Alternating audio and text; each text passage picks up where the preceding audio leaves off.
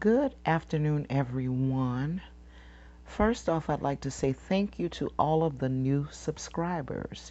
You guys have helped me reach a new milestone, and I just want to shout you guys out for that and thank you. And I hope that you guys continue to support the channel.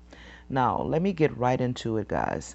Today, I want to talk about the exploitation of black pain. Now, many of my subscribers are also subscribed to Cassie Olvera's channel, and she made a few lives the other day concerning Rico, and Rico is Kanika Jenkins' ex-boyfriend, and during her live, I understood a lot of what she was saying, and the only thing that kept coming as she was, presenting her information and saying how certain channel holders are putting out false information and they're doing all kind of crazy things in the J4K community again and putting, some false things on Rico. It just made me go back. It made me think about the exploitation of black pain. And so that Cassie didn't say that, but I'm saying it. And so that's why I'm going to speak on it today, because that's what I got from her video the other day. I think it's a discussion that needs to be had. But before I give you my commentary, I'm going to let you guys listen to a video that I created earlier during the day when I went over to one of the Facebook groups, and the information that I saw in there just confirmed to me what Cassie was talking about a few nights ago. So let you listen to this, guys.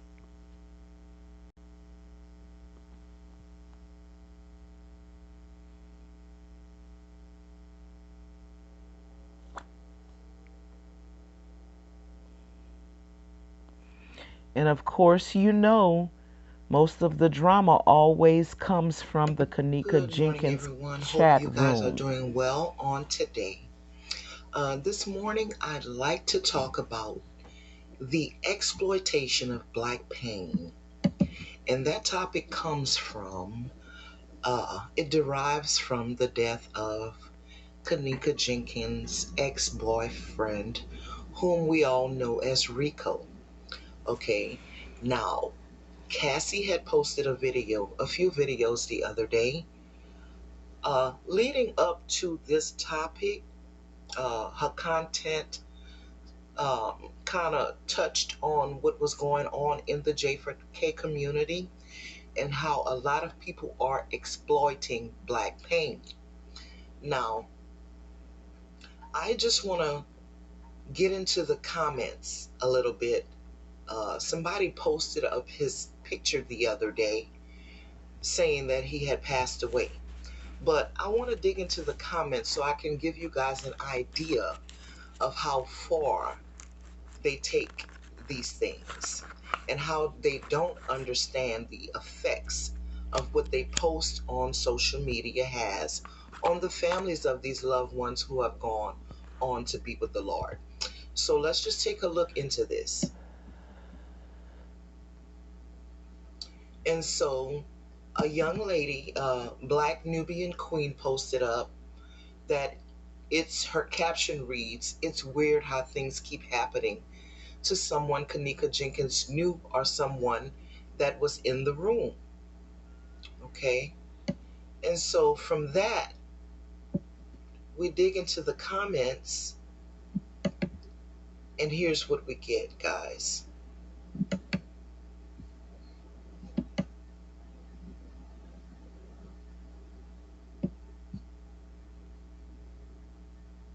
Ebony Jackson replied to her comment, and she said, "Or he knows too much, so they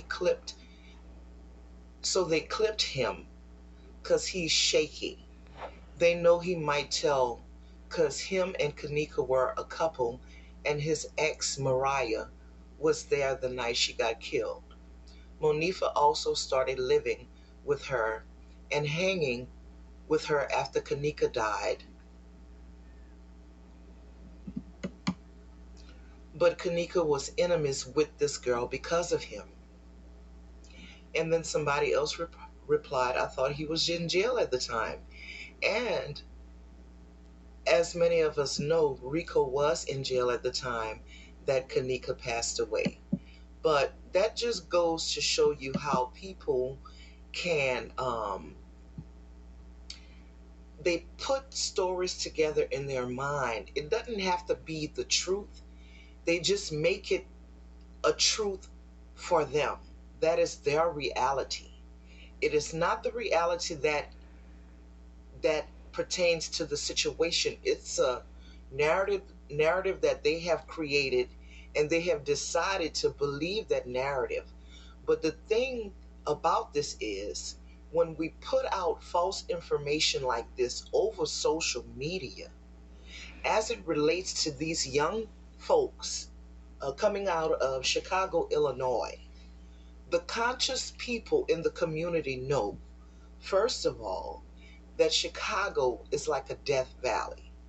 Okay, we understand, the responsible content creators understand that we have an obligation to report on these stories as accurately as we possibly can. We don't want to, spread falsehoods. We don't want to add people into the equation that have nothing to do with the situation that we're presenting over social media. And the reason being is because these kids don't have a long life expectancy. So, and again, for the conscious people, as I was saying, guys, for the conscious people in the community, we don't want to put these kids in harm's way, um, because we know that the lifestyle that they live naturally could lead them to an early death. And so, because of that, we don't want to spread falsehoods over the internet. Um, it's very imperative that the content creators um, do their best not to cause or not to um, add to the distress that these people face in this community. I feel strongly about that, and because of that, on my channel, you probably won't ever see me randomly speaking on people that I don't think personally relate to the Kanika Jenkins case. Um, and another point I'd like to make is that I often hear that people in the J4K community want justice for Kanika. And in the same tone, in the same voice, they'll say that most of the people who attended the party that night are deceased. Okay, so when we look at this in its totality, we understand that a lot of people have died who attended that party. But if in fact they really did want justice for Kanika, then why are they still reporting on this case if they feel like most of the people are deceased? I mean, that's, you know, you can look at that as being justice, because there's nobody going to get arrested. So I just wanted to touch on this, and I'll say it again and again and again until it clicks in the minds of the people in this community, especially the Black people, because I say that um, sincerely, because I find that it's a lot of African American people who are spreading these falsehoods within this community. And if they care like they say they care, they would watch, they would guard their tongues. So I don't want this video to grab anybody the wrong way. That's just something that I had on my mind. And I think it's something that all content creators should think about. People who are involved in these J4K groups, if you really care about your community and the things that happens with the people in your community, you have to be careful of how you speaking over social media. Because in reality, Chicago, Illinois is gang ridden, is gang infested.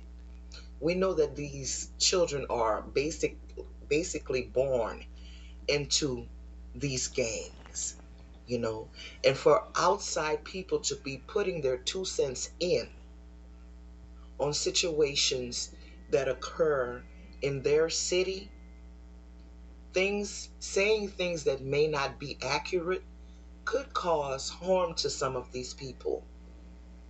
And so I just want you guys to think about that. Again, the topic of this little discussion is the exploitation of Black pain. And that comes from the content creators. It also comes from the people within the community. Again, I say to you guys have a blessed day and be your best self. Thank you. Bye bye. Okay, I need to clarify something. When I said that they say that most of the people who attended the party are dead, and that should be justice for them, I just feel like if they say her friends did it, if they say her friends killed her, and then they say most of the people who attended the party are dead, then there's no need to carry on with any justice for Kanika. I mean, that's it. That's all. That settles it.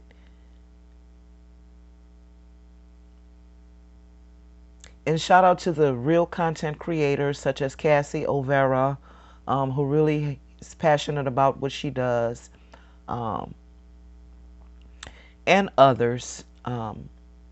This topic is just something for us to think about when we get on social media and we discuss these people coming from that area or any area, that we really need to be careful about what we're saying and how we present our information.